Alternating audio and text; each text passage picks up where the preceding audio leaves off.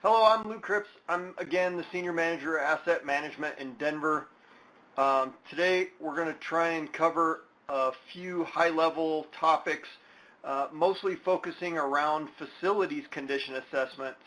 RTD is a Tier 1 agency. We serve about 2,400 square miles. We have just over 1,000 transit coaches in fixed route service during our peaks. We also have 172 light rail vehicles and 56 commuter rail vehicles on 8 lines. We're a little bit unique. We have a team of skilled and dedicated staff supporting our asset management system. And again, today I'm going to cover high-level approaches to our facilities condition assessments.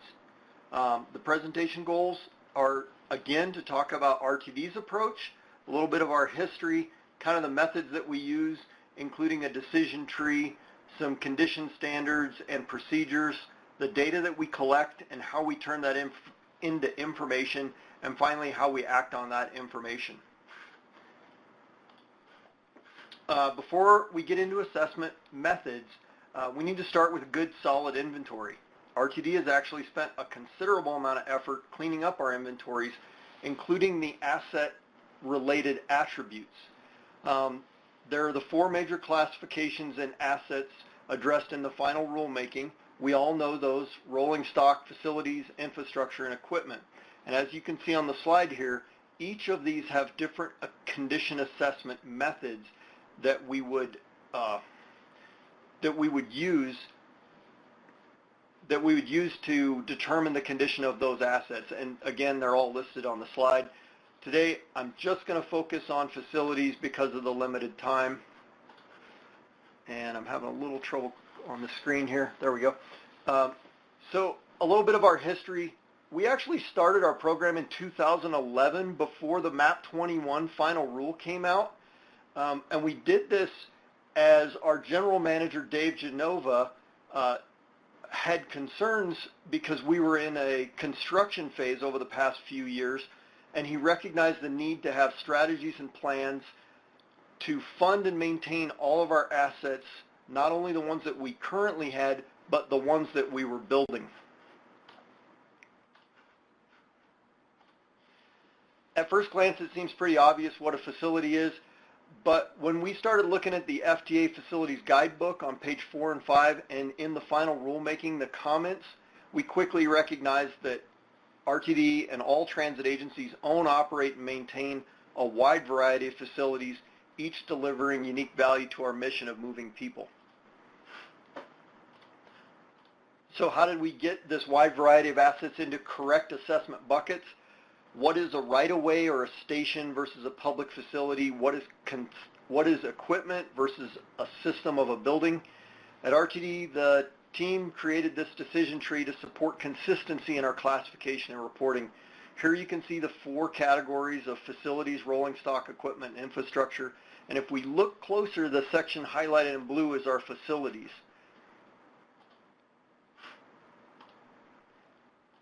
Jumping in, we can see the FTA's guidebook. Using FTA's guidance, we created this decision tree, which we use to determine if a facility should be on our TAM inventory and reported via NTD. I'd like to walk through a few quick examples. How this decision tree works is we start out and we just ask some simple yes/no questions. We start off with, does it have a physical address? This is our Platt operating facility. It was built in 1970, and it's kind of our O&M facility for about 300 plus buses. Our next question is, do we have capital responsibility for rehabilitation or replacement? The answer is yes, so we see that we need to put that on our TAM inventory. And I'm sorry to everybody, it's a little slow on my click, so I don't know if my slides are lining up here or not. So Civic Center.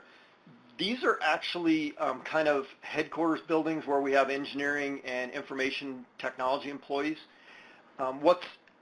Again, it does have a physical address, but since this is leased space, we have no capital responsibility, so we do not track it or provide condition-related information on this facility. Commuter rail maintenance facility, this one's a little bit unique because We have a public-private partnership with a 30-year contract to own, operate, and maintain this system. But with the way the contract is written, we do have capital responsibility in the future, so it is appropriate for us to keep track of the condition of this facility. Next, we're looking at a park and ride here. This is our I-25 and Broadway station. Again, has a physical address. We do have capital responsibility, so we do need to keep track of the condition of this asset. Kind of a note here, we actually handle our conveyance systems independent from our facilities. There's a lot of reasons why we do this, but mostly it allows us to track their maintenance contracts and overall performance a little better. And now that we have all of these different facilities into their bucket, we can start with kind of our condition assessments. The last thing we do is we actually add an additional step which is not part of the FTA guidance. The FTA uses the administrative, general repair, heavy repair kind of categories. We actually focus primarily on the impact to service in addition to the function. Again, these are our systems and not something mandated by the rule. We use the decision tree once, and we use the type assessment once, and then going forward, unless there were some major change to the facility, we stick with those same designations.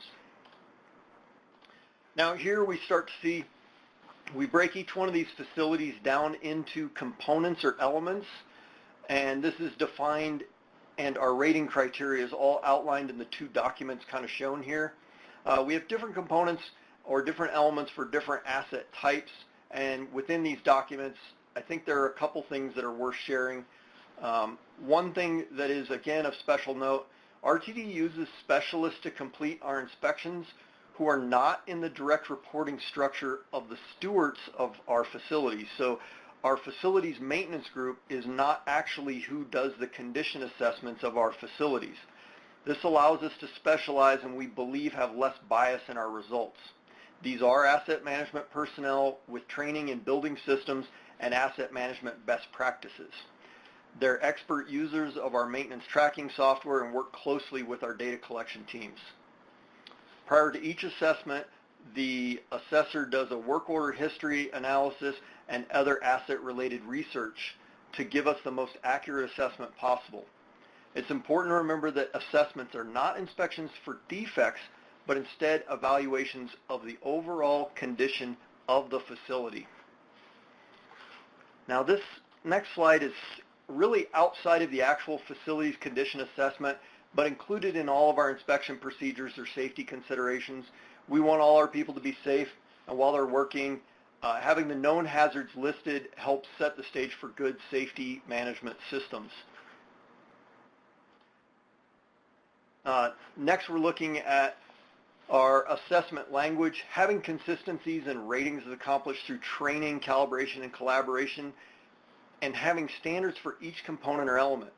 I know these slides are kind of small and they may be a little difficult to read, but the message here is each element has defined language and an inspection process.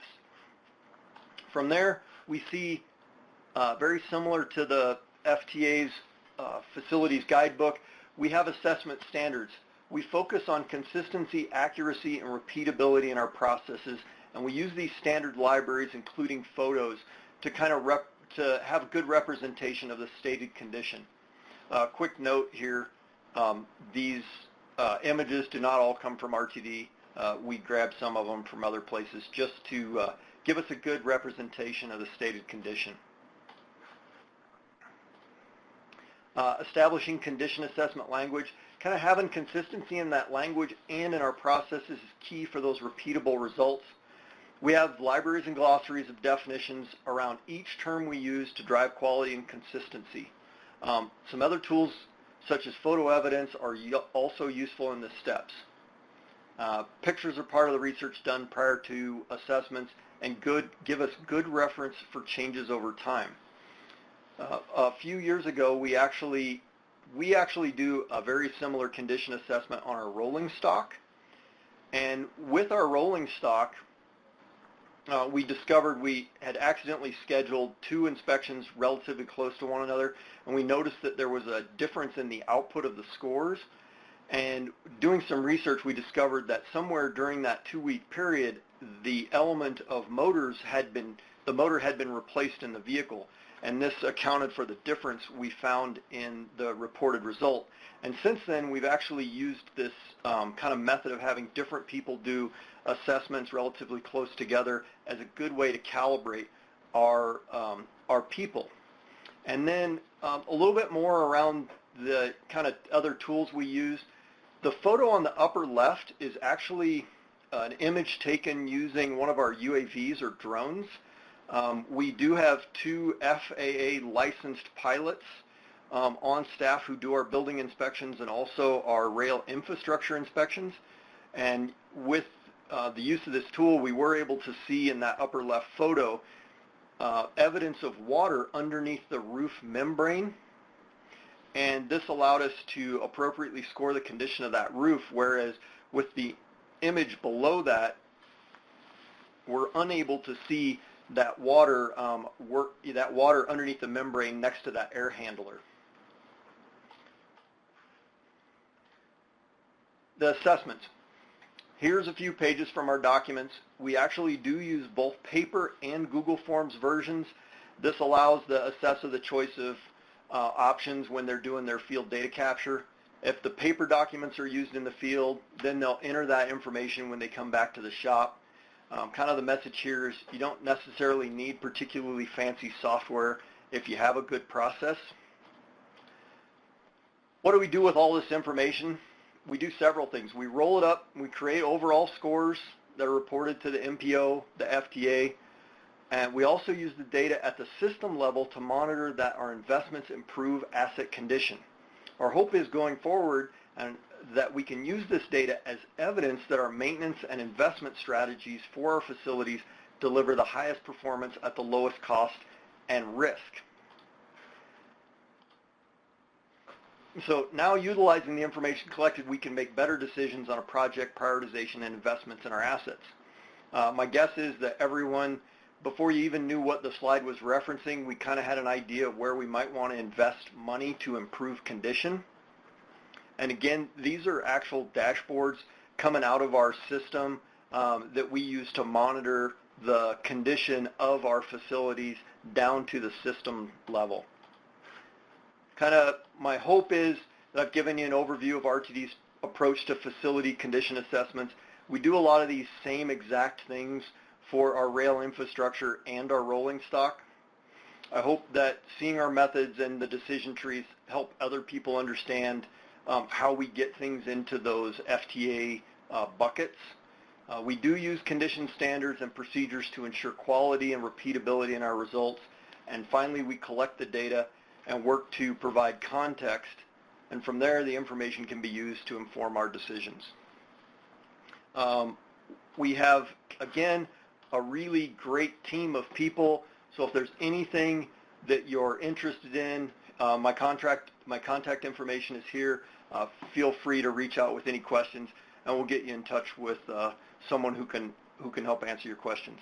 That's all I have, Mish. All right, thanks, Lou. That was a very comprehensive overview of what you guys are doing out there. And I also want to make sure folks know that you have provided some peer resources in our peer library that speaks to some of the standards that you referenced in your presentation. But I'm going to turn it over to Sharon Edgars now from Michigan DOT. Sharon? Thank you. Can you hear me? Yes, we can. Good. You always want to make sure I know that I press the right buttons on the phone here. So anyway, thank you. I've got my first 2 slides are a little out of order, so I'm going to go forward. What I'm going to cover is just give you a really brief overview of transit in Michigan so you understand the context. Really quickly what we've been doing to implement the TAM rule with a focus again on condition assessment, and a little bit about the other infrastructure investment efforts that we're making. So that's the overview. So the main things I want to talk about in terms of giving you a sense of transit in Michigan, we have 79 agencies They're a mixture of multi-county, county-wide, multi-community, single community. We have 8 agencies that serve our large urbanized areas, 14 that serve our small urbanized areas using the FTA terms, 18 small community agencies. We do not have any tribal systems. We like to say that we have coverage throughout the entire state, but we do have areas where coverage is fairly limited. If you're looking at the map on this slide, if you see the white counties that have just a little yellow box in them, that means the only service in that county is a specialized provider, such as a 5310 agency, and they're likely to provide very limited service, might just serve the local senior center, for example, and be client-based. So we do have areas where there is not a lot of coverage, but we have a lot of rural demand response service throughout the state. The other thing that I think it's important to understand in Michigan, because it does impact our role that we play as a state DOT, is that we do have a comprehensive transportation fund that is supported by gas tax, vehicle registrations, and vehicle-related sales tax. Through that program, it's about over $300 million a year come into revenue in that program. Close to $260, $270 million of that goes back out the door in support of our local transit systems. We're actually 14th in the nation in per capita state transit funding, which is not a bad place to be. We provide state operating assistance, but more importantly, as it relates to this issue, is by law, we're required to match all federal aid that comes in through the FTA programs.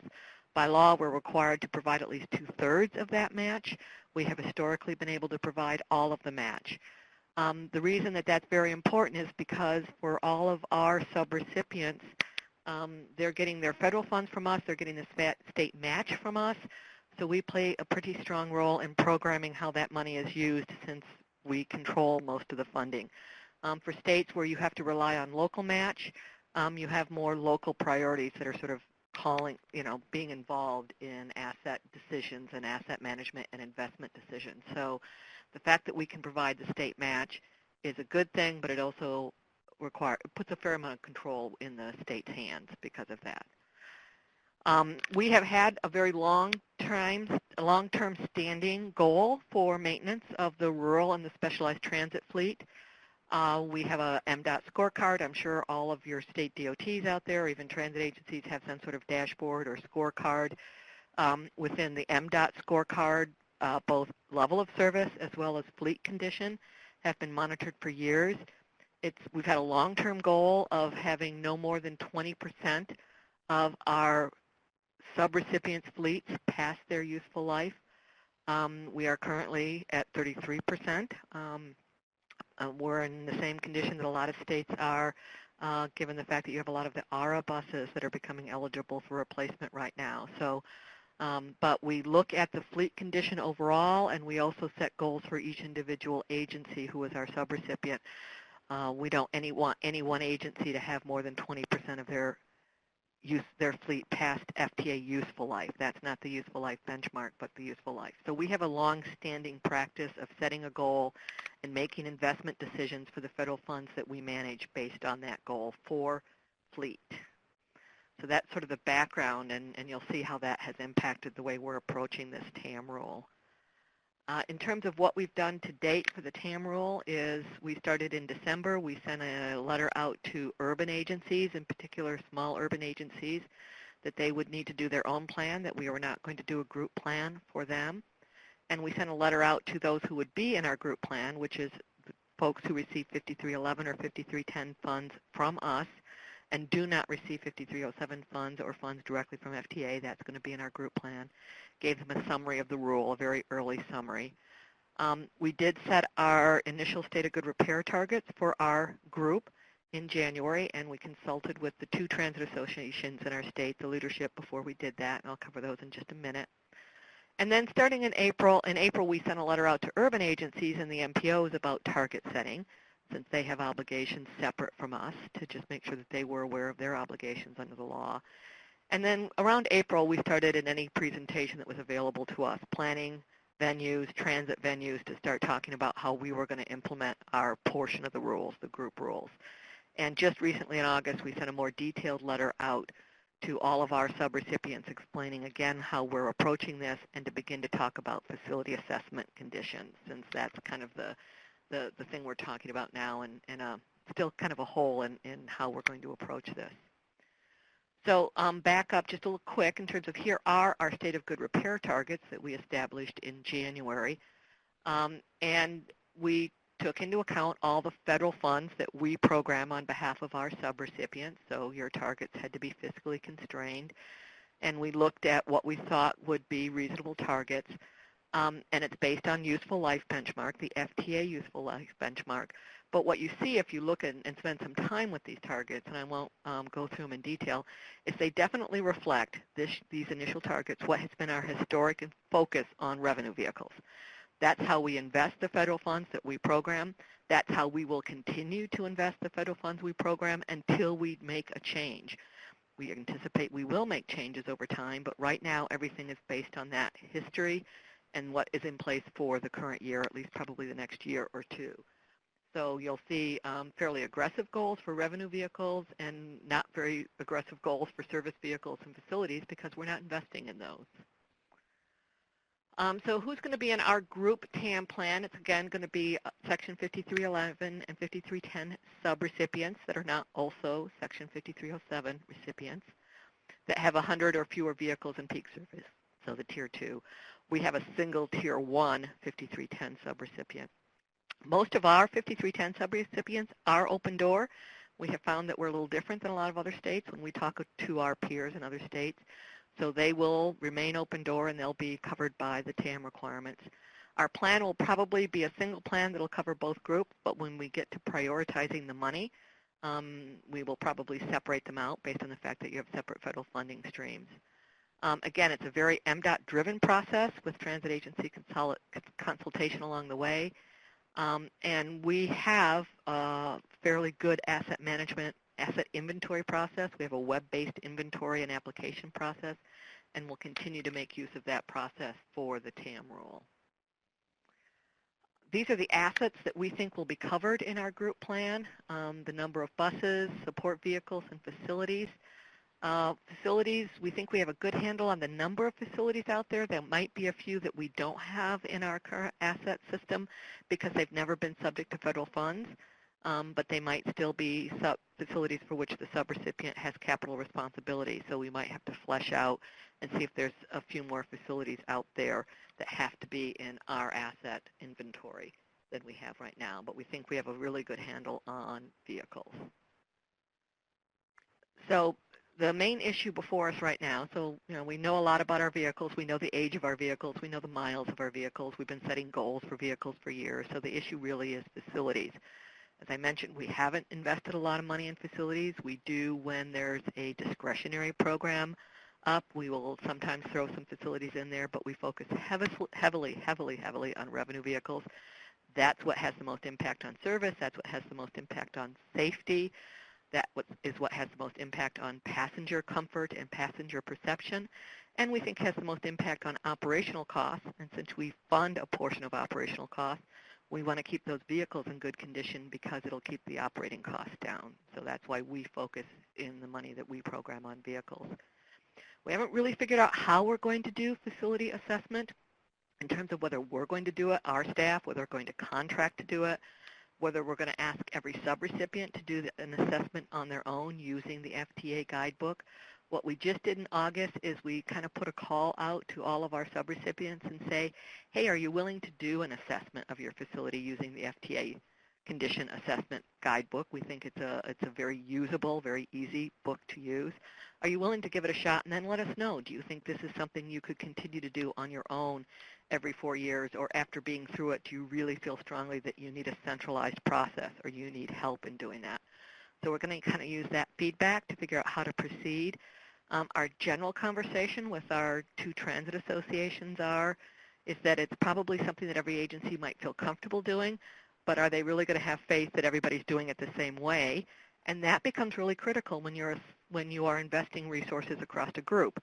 That's what makes, I think, the group plans a little bit more tricky, is the fact that one agency could get their facility funded, another agency could not. So whether or not those condition assessments were comparable becomes more critical. So we've just kind of put this call out in August, and we're hoping over the next month or two we'll get some agencies giving us some feedback on whether they thought that was something they can do on their own. And then by early next year, we will have a process in place that we will follow over the life of these rules. As I mentioned, we think when it comes to the TAM plan, and it's really going to be these facility assessments that are going to sort of cause us to have to rethink our investment strategy. As I've mentioned, we focus on revenue vehicles. It's been our top priority for the investment of our 5311 and 5310 funds, along with the state match, for years. It's been prioritized based on age and miles, and again, a goal of not having any agency have more than 20% of their fleet past its useful life. We have not used the monies that we program for service vehicles, and we've not used the money we program for facilities, except for, again, when you have a discretionary program. We think once we know more about facility condition, you will have a desire to see MDOT invest more of the federal funds it has available to us in facilities. That's the natural evolution of knowing more about the condition of those facilities across the entire group. Of course, that's going to mean if we invest more in facilities, and we may need to do that, we're going to have to stop investing in something else, revenue vehicles or operating assistance. So I think it's probably going to take maybe 2 years before we know enough about all the facilities that we set really more aggressive facility goals. So if we say we don't want more than 20% of our facilities to be, at a term 3 rating or something along those lines, I'm completely making that up, then we have to base that on some sort of investment strategy, and that requires us to realign how we're investing our federal funds. So we've got kind of the short-term issue before us, which is how are we going to approach facility assessment, and then what we know is going to be a long-term issue, which is how is that going to impact how we invest the federal funds that we program. So that's, we kind of have our eye on that future as well. Just real briefly, there are some other things. Again, we're a state that was very, very successful when there was discretionary programs in keeping our fleet in good condition. It's since we all have got a lot of new vehicles with ARA, and since the discretionary programs went away in MAP 21 is when our fleet began to decline. We're still actually, when we look at our percentages that are past useful life, I think we're still in better shape than a lot of states' rural systems. Again, that's a benefit of us having that state match. But we are beginning to see some problems. We're beginning to hear more and more from our subrecipients that fleet condition is important to them, and they want to see us investing more money in that. So, and again, the TAM rules will focus on that, but they don't give us any new money, right? So we're all going to have to make investment decisions. Are we going to try to have to seek more state funds to do more state investment?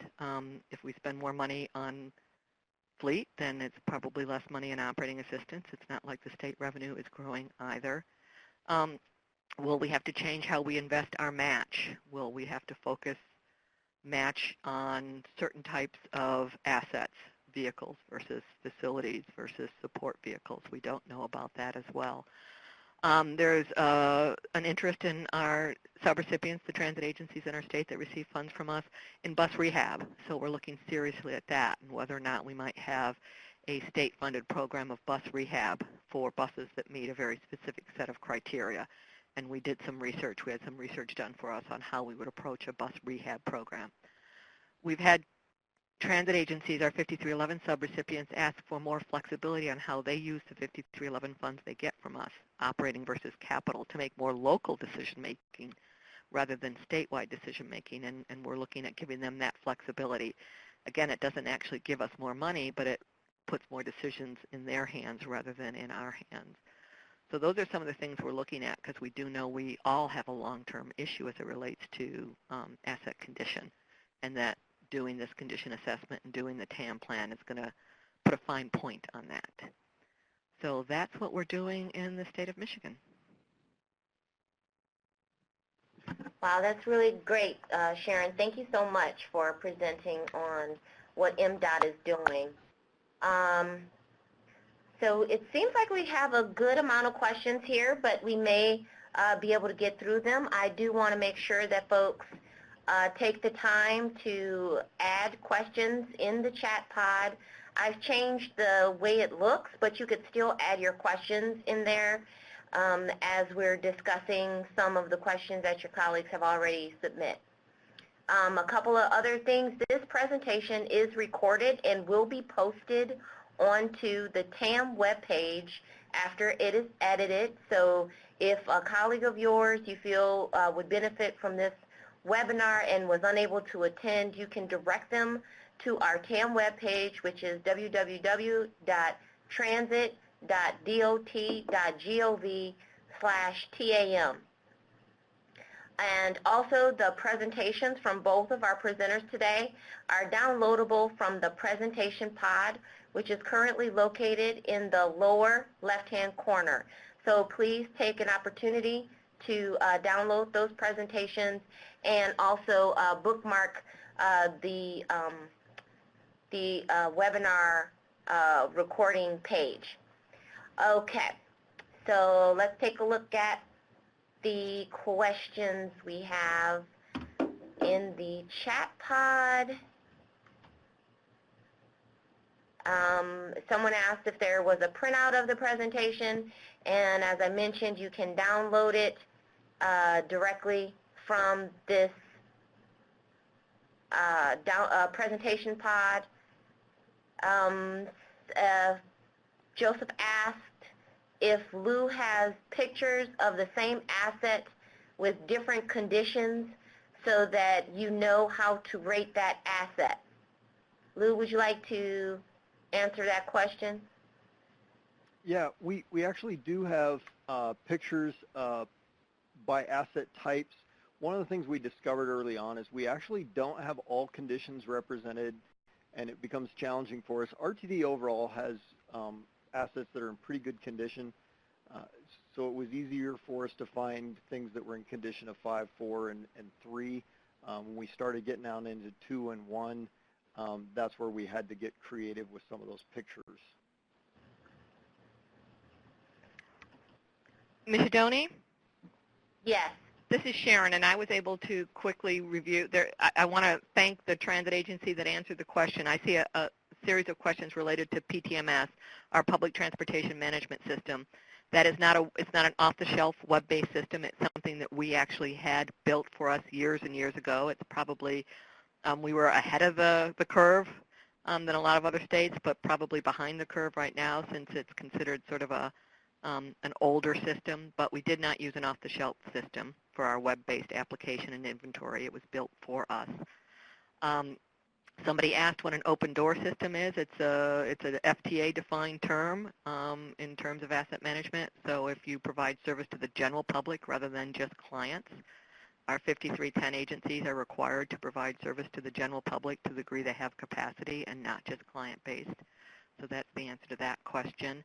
Somebody also asked whether or not if it's a subrecipient of a larger urban agency, can they be in our group plan? No, if they're a subrecipient of a large urban agency, they'd be part of that large urban agency's plan. So I think I've Sharon, answered all those. That answer is a decision, a policy decision that MDOT made, correct? Correct. I know that it's a policy decision that MDOT made because it is allowable by the TAM regulation. Correct. Okay. Yes, so we made it very clearly that we were only going to do a group plan for those agencies for which we program their funds. If we are not programming their funds, we didn't want them in our group plan unless they were going to let us program their funds. We felt that the plan needed to align with who's making the investment decisions. Okay. I'm going to go back to some of the prior questions. Magdalena asked about standard that can be used for useful life benchmarks and other condition assessments. I'm not quite sure what she was referencing, but that was during Lou's presentation. I think it's in regards to the standard approach, Lou, that you're taking to your facility condition assessments. I'm going to jump in just really quickly and let Magdalena know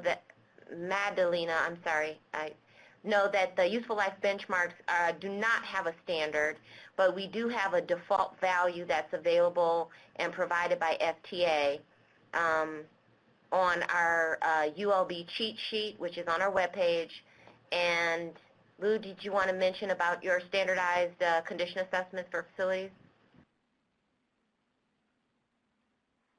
Yeah, I think I'm looking for that specific question here, Mish. I'm sorry. We do have standards. We do have standards documents and actual processes and procedures for doing condition assessments on all of our categories, not just facilities. But I think it is important to remind everybody that age is the condition proxy required by FTA for rolling stock. We just use physical condition, age, and performance to help us better manage our assets.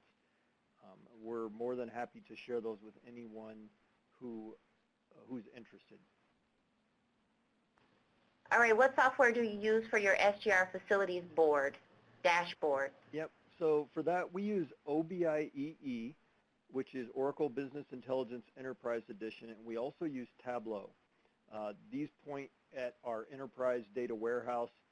We pull data from Trapeze, EAM, our Init, our CAD AVL. We just kind of pull bits of information from all the different software platforms that the organization uses. As asset management, our division, we're software agnostic. We just use these because RTD already owned them. I'm certainly not endorsing any particular software. These are just the ones we use. Again, the dashboards are in Tableau and OBIEE. Okay, someone asked if they could see an example of a condition assessment for rolling stock. I'm not sure if they were asking for your decision tree assessment of rolling stock or if they were asking that of me. FTA does not have a condition assessment standard for rolling stock. It's age-based, although there is an example in the peer library of DOT's vehicle condition assessment approach. Lou, did you want to jump in, or Sharon, in terms of how you're either standardizing or conducting condition assessments on your vehicles? We're using age and miles as well. So age is the primary, the useful life benchmark, the default useful life benchmark. So we are not doing additional condition assessment on top of that. We have always allowed an agency that felt that they had a very unique situation, you know, that a vehicle could potentially be replaced, but it would be a very, very unique situation. So we use age and miles.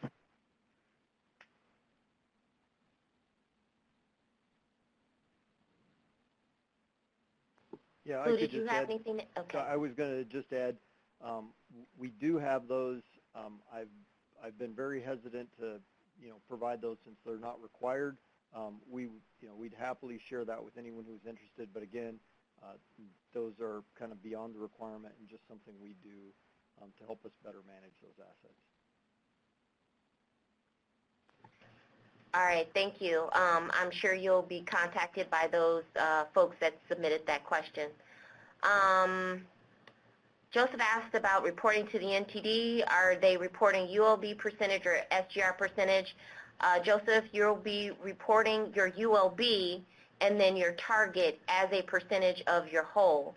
I would suggest you take a look at the performance measure fact sheet to get a sense of what the targets and reporting requirements, and this is a perfect opportunity to plug Maggie's webinar tomorrow and Thursday, where she's going to actually go over the NTD data forms that will be opening up in, I think, this week or next week for report year 17. So if you haven't signed up for that, the recording of that webinar will be posted both on the NTD webpage and the TAM webpage. All right, I lost my place here. Where is the question, the last question? Okay. Sharon, you already answered that question about subrecipients of larger agencies. PTMS, you said, was a customized system that was developed for MDOT. How long ago was that? You said they... Oh, geez. It's been maybe 20 years. It went web-based. Geez, I've been here 15. It existed prior to me being here. it was going web-based around the time that I joined. We have continued to make improvements to it along the way, but it was, way before off-the-shelf software was even available. So, I mean, it's basically a part of MDOT's business model now. So it's not, yeah. Yeah. Okay. And it's, from a, we all know this in transit offices, from being a part of a state DOT, it's a very, very small application. It has very minimal use. We are always competing for tech resources to maintain the system because from a risk-based perspective, when you look at us as a part of a greater state DOT, it's a very small system. It's a blip. But it's critical to our operations and to our interaction with transit agencies who receive funds from us. Yeah. You know what, Lou? I have never asked you this question. Do you have any subrecipients you're going to do a group plan for? No. Okay. Good work, Lou. Yay. But, Sharon, how many agencies are going to be approximately in your group plan? Let's see. Kim had, sorry, and I'm pitch hitting for somebody on my staff who's dealing with family medical issues today. So she had put that together, and where is that slide? So maybe, yeah. I think it's over 100, right? No, not in terms of just our subrecipients. It's probably in the 50 to 60 range for 5311, and then 5310, maybe another 20, 30. If I have some of my staff on the line, and if they know the answer to that, they're more than welcome to unmute themselves. But yes, it's probably somewhere in the 80 to 100 total in terms of who receive monies directly from us, but don't also receive it from FTA. I did mention, and you were correct, Ms. Shadoni, it's a very strong Michigan policy. We have a very strong history of our small urbanized agencies having independent authority over their governor's apportionment. Once it's apportioned to them, they program those funds, which is why we felt very strongly that they needed to do an individual plan for themselves because they're just making decisions for their money based on their agency. There's not any really group decision-making going on historically, and we didn't think anybody wanted to start grouping that funding and making group decisions. Okay. It looks like Joseph. Oh no, I'm gonna keep going in order here until we run out of time. Let's see. Jeanette asked. Well, she made a statement that she's a tier 2, and how do they reach out to their peer to share ideas on managing this plan? Jeanette, I suggest you send an email to that tam@dot.gov, and I can connect you with some peers, or you could take a look at some of the materials from our roundtables. We're planning peer exchanges this year, and webinar series. We're going to continue with that, and perhaps that might be a topic where we have a tier 2 peer or a tier 2 webinar for topics for tier 2. I'm assuming you're doing an independent plan. Otherwise, you would connect with your peers through your group plan sponsor. So please send an email to that webpage, and we'll get back with you. Rich wanted to also make a kind of a general question here. He wanted to know what people thought about standardizing how assets are assessed, and if this is encroaching into how you do business, or would it be helpful to put everyone on the same playing field. Richard, I can say that FTA has no intention of, or at this point has no expectation of standardizing how assets are assessed. That is a local decision. However, if there is a industry organization or a grantee group that wants to develop their own standards, that is perfectly acceptable. Well, and I think when you say how is kind of an interesting question, but in terms of I think the useful life benchmark gives age and miles is a standard approach, and then for facilities, the FTA facility guide, I think, does a really good job of providing a standardized approach to it. There's still, individual decision making, but I think FTA's done what it needs to do to provide guidance for as much consistency as you get, but still allowing the priorities at the local and the state level to prevail. So I think you've hit the right balance. Somebody had asked us how we think we're going to do a condition assessment across that many subrecipients. And again, for vehicles, it's easy. It's age and miles. We know what the age and miles are. It's very easy data. Facility condition assessment, again, coming up with, our staff couldn't go out and do that assessment for every facility, but you only have to do it every 4 years.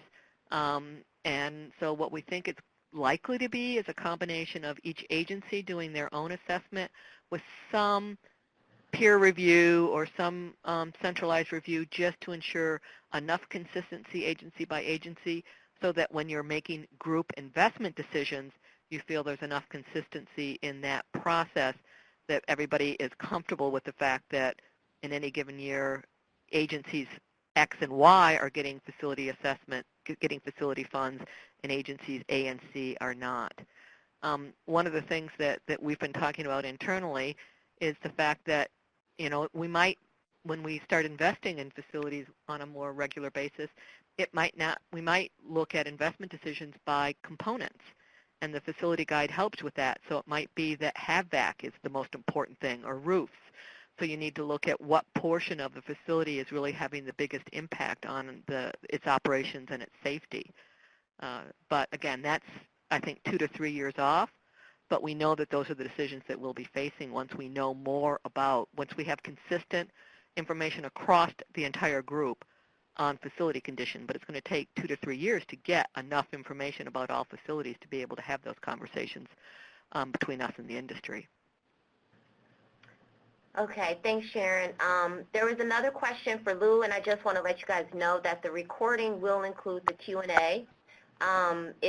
You'll have to watch or forward it through to this portion of the recording to see the Q&A, and there's also the captioning at the bottom of the screen, which provides a somewhat of a transcript, so you can follow along to some of the questions. So there's a question for Lou. Yvonne wanted you to speak a bit more about the pros and cons of incorporating condition assessments into regular PM inspection cycles versus conducting them as separate activities. Well, this is something that Denver is perhaps a little different on. Early on, the decision was made for consistency and accuracy that we would have people who specifically did condition assessments. We were very fortunate to be in the place where we were able to pull some people out of the different groups who had a lot of experience. And some of the advantages we see are you get more consistency in your rating and you have less bias in your overall assessment. People within the group may have a tendency to rate things high or low. We have seen that there are challenges, especially in things such as facilities, where changes in condition over time are hard to perceive when you work in and around the same thing every day. Having people sort of outside that group with a slightly different perspective, and when we're trying to align all of our goals with agency goals, it allows us to really look at things in that, how does this fit into our overall strategy for these assets to deliver our agency goals? And again, we use photo evidence, we use a lot of work order research, we look into investments that have been made, and then we have people who have a lot of experience in being able to assess the condition of a system versus just identifying defects. So clearly our opinion is that there's a lot of value in having kind of an outside evaluation. It goes back to the trust and credibility. If you ask me what I think versus ask someone else how you think we're doing, you might get two different views of the same thing. I think there is advantages to workflow efficiency in having assessments done in the group while they're doing other work, but I don't think the benefits outweigh the risks. Thanks, Lou. So we have a couple of questions that are closely related. Are there examples of condition assessment approach for infrastructure assets such as fixed guideway systems, power, and right-of-way? I'm not sure if they're asking you, Lou, or if they're just asking in general if there are examples. We, FTA, do not have any examples currently, but we do have a guidebook that talks about the calculation methodology for the performance measure. It's not the same as assessing the condition of your fixed guideway. So moving on to the next question, what is the most effective way to perform trackway alignment assessment without using a drone? That is not covered in the guidebook. The guidebook only talks about calculating and reporting on the performance measure, and the performance measure is about flow zones, not about actual inspection of the fixed guideway. So this is potentially a research project or a question for some other of the rail fixed guideway operators on the line. I will see what I can find out, Eleanor, about different ways of performing track alignment. Obviously, walking the track is not going to be the most effective, but something other than using a drone. I'm aware of a test that's going on for some sort of mounted camera assessment, but I do not know the results of that. So I could get some more information and potentially get back with you. I'm going to jump to the next question, unless we wanted to mention anything about the condition assessment of rail, or excuse me, fixed guideway. No, I was actually going to say I would start with the Guideway Underperformance Restriction Guidebook, and then if you reach out directly, we can share some of the things that we're doing. But the use of specialized tools is certainly not the first place to start. No, that's a good point. So it looks like we're probably not going to get to all of the questions that are remaining. I will try to contact you directly if we do not get to your question during the webinar. But I do want to jump to this question by Avatal. She asked, are there any suggestions on off-the-shelf cloud software that your agencies are considering purchasing/adopting for future data collection for TAM? I'm going to open that to both Sharon and Lou. I don't believe RTD is. We're not looking at software issues at this point. We're using what we have. Yep. Not that we wouldn't. Like I said, PTMS is probably getting into being dinosaur age, but I don't even see within the next several years that we will be doing anything to transition away from that. We've invested so much in it. Okay. Potentially that could be a topic for a future webinar, and I'm sure that is a question that a lot of folks are curious about, what type of support is available. So this is going to be the last question from Jonah. Just to clarify, when completing NTD reporting for the TAM performance measure and targets, sponsors are not required to include facility condition reporting on county-owned facilities or other facilities for which the agency or sponsor has no direct capital responsibility. So, Jonah, it sounds like there's a lot of specifics in there. It depends on who you are. If you are the county, then yes, you need to submit your condition assessments for the facilities that you own. If it seems like, though, there's something in here I'm missing, just to clarify, when completing NTD reporting, reporting on county-owned facilities or other facilities for which the agency or sponsor has no direct capital responsibility. Okay, for the sponsor reporting. Okay, so if you are the group plan sponsor and one of your subrecipients is the county, you'd still have to report on behalf of the county-owned facility. If you are a group plan sponsor and the county is not a part of your group plan, then you would not report on the facility that another entity owns. But please feel free to contact me directly, Jonah, with your specific information, because it's hard to give a specific answer to a general question, and I don't want to lead you down the wrong direction. So with that, it's 3 o'clock, everyone. I want to, again, for those of you that I wasn't able to get your questions answered, I will try to contact you directly if your email was on the registration, and try and respond to your questions. For everyone, thank you so much for your time today. A special thank you to Sharon and Lou for sharing with us your approach to decision-making and asset condition assessments. And with that, I'm going to close